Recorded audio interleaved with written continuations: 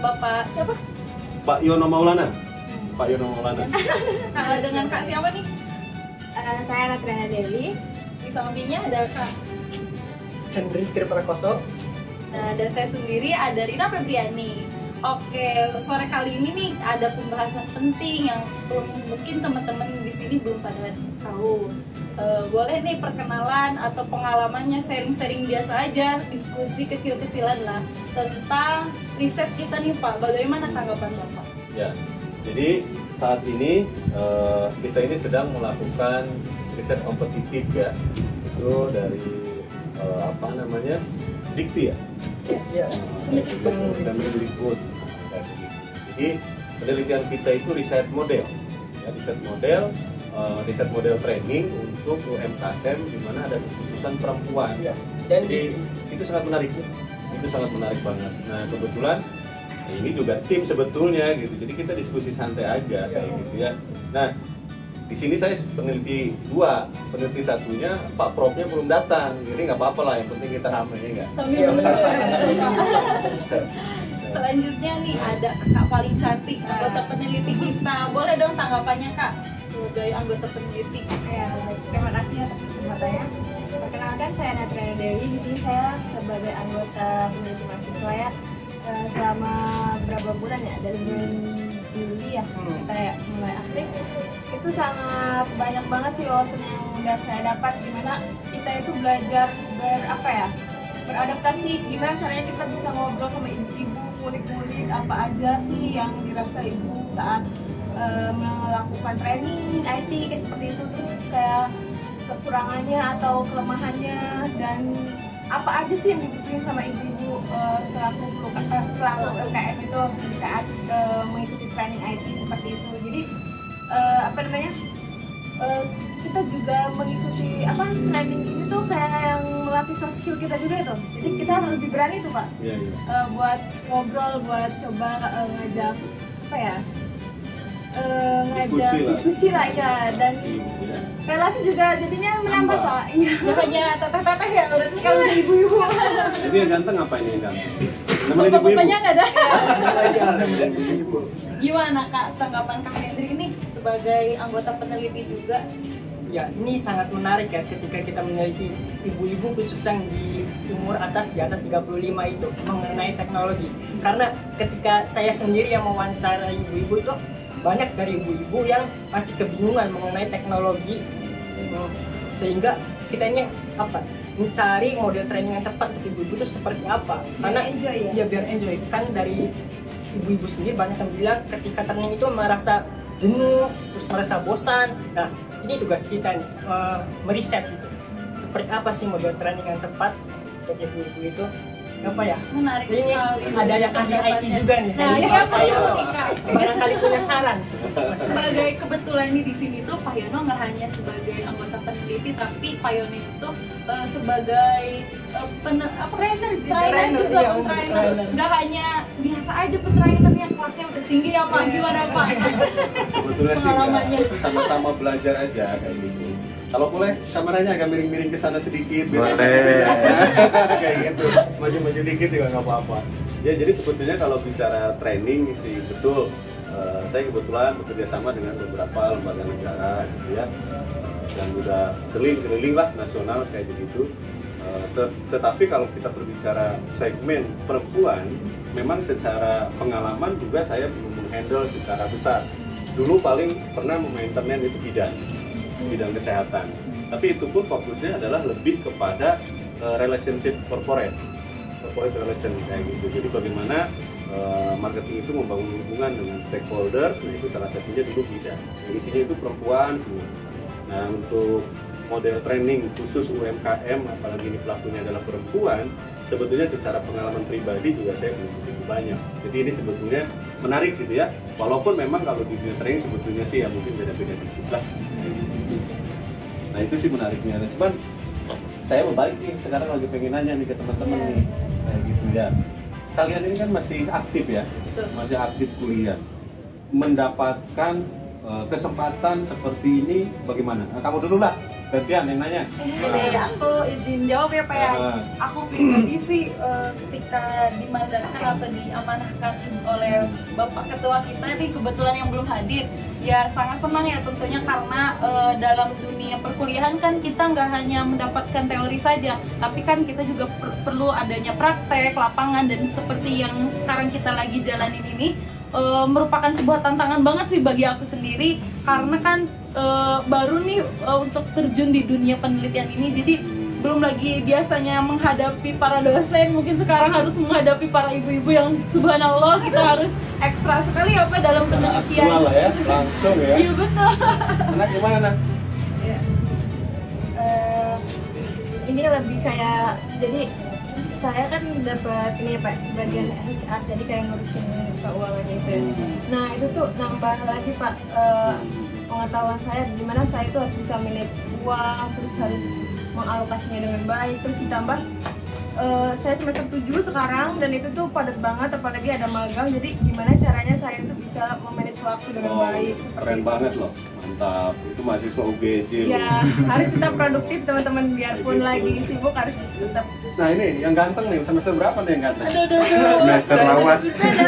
Karena sudah lulus sama ya. Udah lulus. Lulus Pak, Iya. saya lulus tahun kemarin. Tapi karena usaha masih merintis, jadi masih bisa fleksibel memiliki waktu luang, sehingga ketika diajak oleh dosen untuk mengikuti penelitian ini, saya ikut karena banyak manfaatnya Pak ya ketika mengikuti penelitian ini. Terutama kita juga bisa menghasilkan karya gitu seperti jurnal-jurnal untuk internasional. Nah itu sangat menarik bagi saya dan sebuah prestasi juga bagi saya Pak. Wah, keren, dahsyat ya.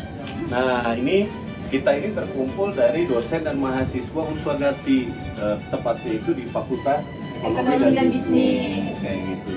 Nah sebetulnya nih agenda besok apa sih? Kasih tahu nggak ya? Tahu nggak ya? Kasih tahu dong ya. Coba yang menjelaskan mungkin. Silakan. Ya siap. Jadi teman-teman besok itu kita ada agenda FGD di mana sebelumnya kita juga udah laksanain nih Pak FGD di Kota Cirebon, terus di Kabupaten Cirebon. Nah sekarang kita akan FGD bersama pelaku UMKM perempuan di Kabupaten Kuningan. Oh, Gitu. keren. Nah ini kan kita daerah Cirebon lagi di Hotel Jehans nih, Bapak. Silakan dong. Besok kita mau FGD-nya di mana tadi? Gilana. Iya, dekat jalan kaki juga tidak. Ya semoga besok FGD lancar. Semua ibu-ibunya antusias ya, Iya, lebih betul, beda lagi lebih paginya tuh antusias, dibandingnya iya. Kota Cirebon, mungkin sekarang kulturnya Kuningan. Iya. Dan yang jelas kita semakin bisa mendapatkan benang merahnya ya. Iya, betul. Bahwa nanti sebetulnya seperti apa sih ini formulasi yang tepat gitu ya untuk apa namanya riset ataupun untuk udah training nanti. Silakan Pak, mau nanya lagi nih Pak, kan mungkin Bapak penelitian gabung dalam sebuah penelitian gak hanya 1-2 kali ya Pak ya. Yang sekarang menurut Bapak beda sekali gitu Pak dari tahun-tahun sebelumnya dalam sebuah penelitian Bapak, tahun ini tuh apa kesannya Pak dan pesannya mungkin apa? Ya, terima kasih.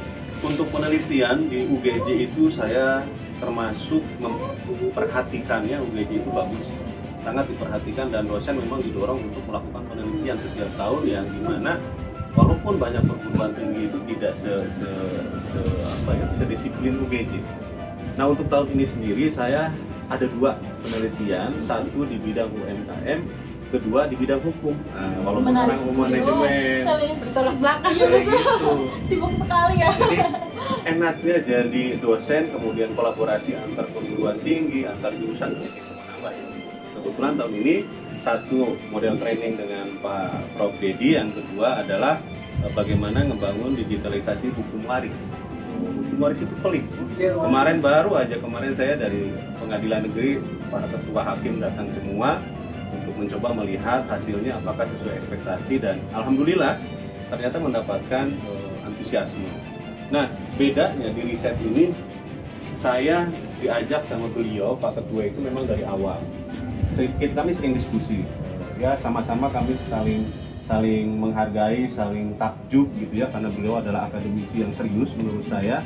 Dan salah satu aset Unsua Agati, karena beliau orangnya senang banget sekolah, hidup untuk sekolah Visioner sekali ya Pak ya. Begitu sementara saya diajakin aja, enggak, saya mau ada tukang ulin, saya bilang.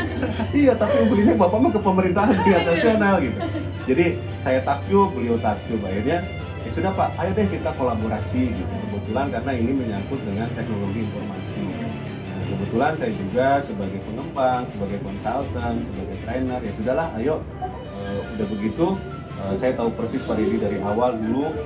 Saya kenal beliau juga aktif di pendidikan benar-benar sebagai seorang akademisi dan orangnya nggak pelit ilmu, itu yang saya suka. Jadi mau ngasih tahu, mau ngebantu, bahkan sabar lah. Orang saya kan tukang ulin ya, kayak gitu lah. Pokoknya TOPPGT gitu. Begitu lihat teman-teman semua, saya lihat wah ini keren kayak begitu. Jadi saya bilang saya senang banget, semoga sih nanti bisa multi-years ya. Dan yang paling penting, apa yang kita kerjakan ini tidak hanya berhenti di dokumen, tetapi benar-benar bisa diimplementasikan di masyarakat untuk model menjadi teori baru. Wah itu keren tuh, nama Hana itu nanti ada di dalam gitu. Oke, terima kasih banyak ya sharing-sharingnya, kesan sekali bagi kita semuanya, bagi teman-teman mahasiswa nih yang banyak ilmunya dari Bapak Yono. Selanjutnya nih, katanya ada Mas Hendri yang udah 2 kali atau mungkin lebih ya yang sebagai peneliti. Gimana nih rasanya, kesan-kesannya? Apalagi udah 2 tahun mungkin berkecimpung di dunia penelitian. Gimana nih Mas? Ya, untuk penelitian bersama dosen Pak Didi, ya beliau udah mengasih saya 2 kali sih. Pertama ketika skripsi, yang kedua ini yang sekarang ini. Dan kesan-kesannya dengan beliau itu memang benar kata Pak Yono ya, dia memang sabar dan benar-benar menuntun gitu, nggak hanya sekedar menyuruh sana sini, tapi benar-benar menuntun dan membimbing. Gimana yang kita tidak bisa, beliau selalu bersedia untuk didiskusi dengan beliau. Jadi ketika saya mengikuti banyak juga yang saya peroleh. Ya, harapannya tahun depan juga kita mendapat hibah penelitian lagi dan bisa ikut penelitian dengan beliau. Jadi lebih banyak yang lebih merasakan lagi ya? Iya, pasti benar. Oke, sekarang nih ada Kak cantik lagi nih. Kita mau, aku sendiri mau nanya, Kak gimana nih?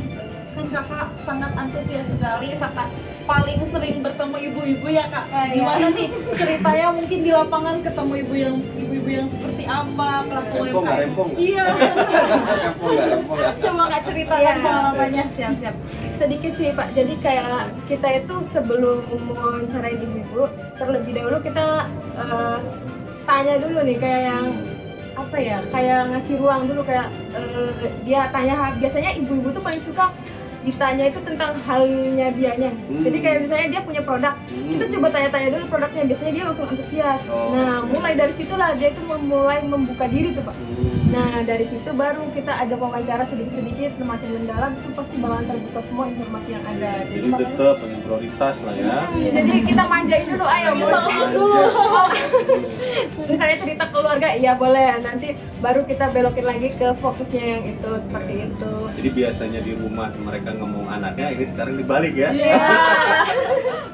Ada curhat juga, iya harus ekstra sabar banget. Jadi kayak yang kita harus tetap ngasih wadah ke beliau untuk menceritakan halnya, tapi kita juga harus fokus nih gimana kita bisa dapat poin-poinnya Pak, yang untuk kan kita juga ada kayak list wawancara kita yang biar poinnya itu dapat semua. Jadi gimana cara kita koordinasiin si ibu-ibunya ini biar tetap di jalur tapi si ibunya juga enjoy Pak gitu. Dan itu gak gampang loh kondisi. Iya. Butuh skill yang harus sering wawancara terus, jadi biar kita terlatih seperti itu. Jadi pendengar yang baik ya. Selain jadi riset juga pendengar yang baik ya, betul. Kadang kan ibu-ibu suka curhat juga. Aduh, pengalaman sepertinya kayak. Kayaknya jadi bancur hati aja. Iya, biasanya ya. Gimana kalau Kak Hendri sendiri nih pas kemarin kan mungkin sering juga nih nemuin ibu-ibu yang mungkin antusias sekali gitu dalam matkul, ada yang cuek, ada yang menutup. Gimana tuh Kak? Boleh diceritakan? Pak, ini batunya mau habis. Ya nggak apa-apa itu. Ya, ketika ibu-ibu ada saja yang antusias, tapi ada juga yang hanya menjawab secukupnya gitu. Sangat membosankan kalau seperti ya. Kadang kalau ada yang hanya menjawab secukupnya itu susah untuk kita yang mengulik ya. Tapi ada juga yang mereka antusias, bahkan ketika tidak ditanya pun mereka bercerita panjang lebar dan bahkan bercerita kehidupannya juga gitu. Itu yang terkadang sekaligus curcol. curhat ya. Kalau yang lain gimana tuh Mas cara ngakalinya biar agak terbuka? Nah itu kayak PR Pak Yono sepertinya yang sudah berpengalaman. Gimana tuh Pak? Iya. Supaya kita lebih ini lagi. Ya, jadi sebetulnya kalau ilmu bagaimana kita memanusiakan manusia itu memang sebetulnya sih ilmu marketing banget. Saya sering menyebutnya dulu adalah human touch.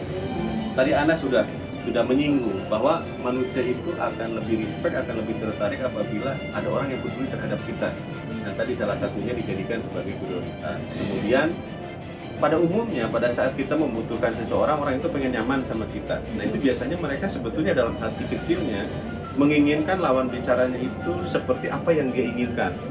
Contoh, kalau dia umpamanya berbicara, gue pengennya lu nyimak sebagai anak gue, maka kita harus berperan sebagai anaknya.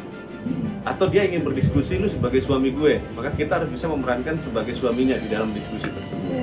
Nah itu, jadi kemudian yang kedua, jangan pernah memaksakan apabila sudah terlihat tidak nyaman. Nanti ada momen-momen tertentu, memang disitulah kepiawaian kalian sebagai periset gitu ya, untuk bagaimana bisa menggali dan membuat mereka nyaman. Karena tipikal orang itu berbeda, dan disitulah kita harus mencari tahu. Nanti juga by progress gitu ya, kalian akan tahu kok tipikal orang itu kayak apa dan lain sebagainya. Semakin nanti kita sering ketemu banyak orang, semakin nanti kita paham, oh ini nih ketemu dengan orang logik kita harus bagaimana nih, ketemu dengan orang yang seni nanti harus bagaimana nih gitu. Karena tipikal orang itu berbeda-beda. Walaupun memang lagi-lagi experience memang tidak bohong, tapi nanti secara alamiah, secara pembelajaran kita pasti akan lebih. Teman-teman juga nanti pasti bisa. Asik banget ya obrolan kali ini sampai aduh gelap kulita. Terasa ya waktu Tidak terasa. Mungkin dicukupkan aja ya karena mengingat azan maghrib nih. Nanti stay tune aja ya guys teman-teman semuanya. Nanti ada video selanjutnya dari kita semua. Oke. Assalamualaikum dari kita. Tutup. Wassalamualaikum warahmatullahi wabarakatuh. See you.